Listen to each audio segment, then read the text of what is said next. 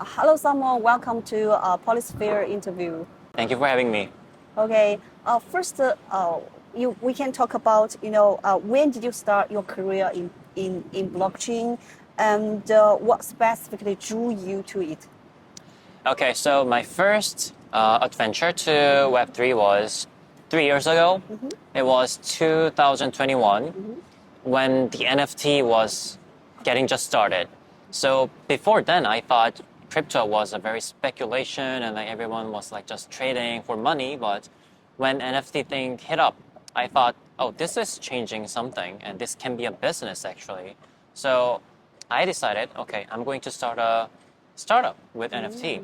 And that's when I started with my co-founders an NFT marketplace called One Planet.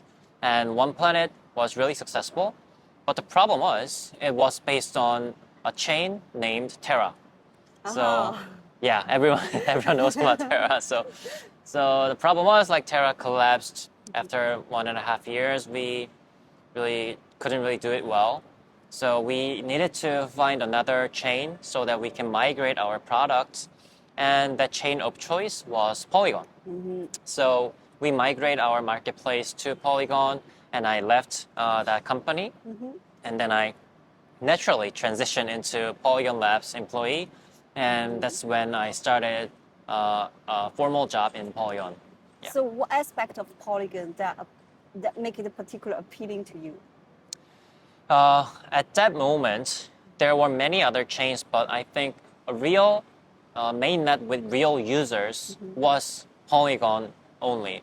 So there was Solana or Ethereum as well. But for Ethereum, I think the limit was very clear because it was just not scalable. So I think scaling Ethereum solution there were many, but I think Polygon was the front runner. So that's why I chose Polygon to join. As the head of business APEC, what challenges do you face due to the cultural and policy differences? Yeah, that's a very good question. But I used to be head of Korea before I became head of APAC. So I understand what regulation is because in Korea, regulation is really, really strong. And even playing P2E game in Korea is illegal. And there are so many regulations and you only have 5 specific on-ramp, which is CEX. So it's really hard. But there are always somehow so many good founders and projects coming up from those regions. And we are just focusing on those very good partners and sometimes the very good enterprises and gaming companies to work together. And based on that experience that I had in Korea, I was able to go to market to Southeast Asia market and also for the Japanese market. But the good thing about it is we have all the great talents for each region. So in Japan, we have head of Japan who is really connected to the regulators and the local partners. And also we have someone in Singapore who is head of Southeast Asia. He is taking care of most of the regulation stuff and like everything in there. And also in India, we have head of India. So based on local network and connections, we are able to win over those kind of like a cultural barrier or regulation barrier.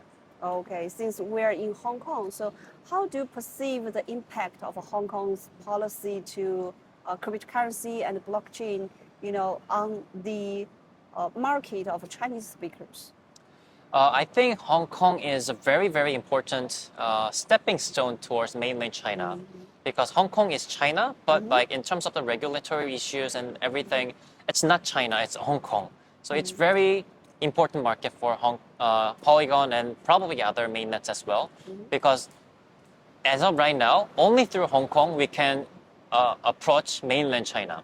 So I think there will be more and more partners ecosystem partners coming into Hong Kong to target the mainland China because there are so many users who can actually be potential real users in the blockchain ecosystem. So Hong Kong is really important, and I think the Hong Kong regulation is opening up at the moment. So we need to be fast to adapt to those kind of regulations. So that's why we are here and Sandeep is here to see and what we can do together. Okay. Since Polygon will going to upgrade to 2.0, so what kind of partnership are you looking forward to establish? And what kind of cooperations do you believe that could support Polygon's growth at this stage? So Polygon 2.0 is announced like last year, and practically it's about promoting more and more CDK partners and egg layer. So we are laser focused on onboarding CDK partners who can make our business scalable. So Polygon is focusing more on the technology side and blockchain side, that we are building core blockchain. Because we are a blockchain company, we can do BD for each and individual companies, but we just decided to focus on the CDK so that good partners can actually utilize our technology to help business develop. So for example, we have Immutable X who are very good at gaming. So they are doing gaming stuff while we provide them a great technology. And for each region, so for example, we have A-Star in Japan. They are doing all the BD for Japan and East Asia, but they are utilizing our technology. So we will focus like this. Okay. How long you've been in Hong Kong This is for my this trip? this is my third day. Okay. Yeah. So which part of this Hong Kong Blockchain Week are you looking forward the most? I think, of course, it's Polysphere event. Thank you. But for real, I mean, like Sandeep and I are both in this event because I think Polysphere is really important for the local Chinese market.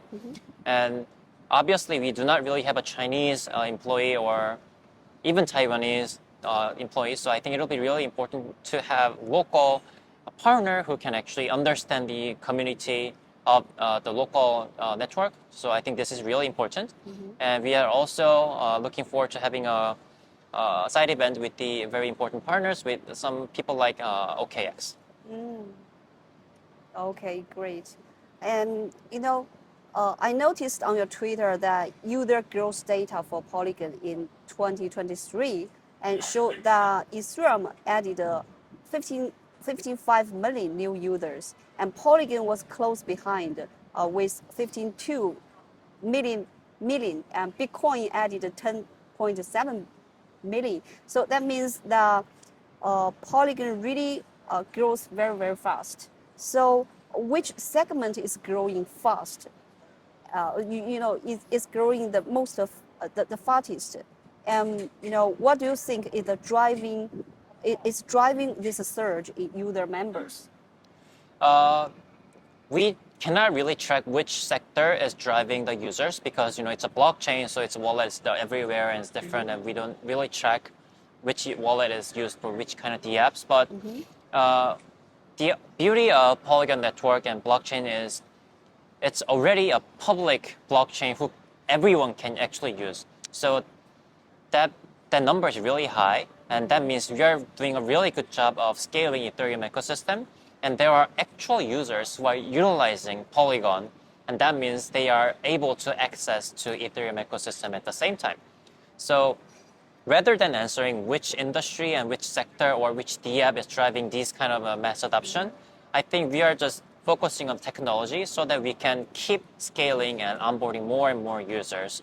So that's why we are actually focusing more on the technology side, in terms of the CDK, so that we can support more to those kind of ecosystem partners who can actually bring in more and more users.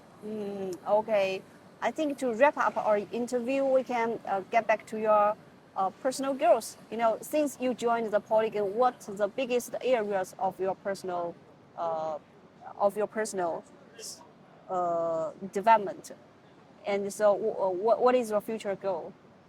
So I always wanted to become an entrepreneur. So that's why I actually started a venture before I joined Polygon. So in someday I'll also try to start a new thing after I serve my time in Polygon.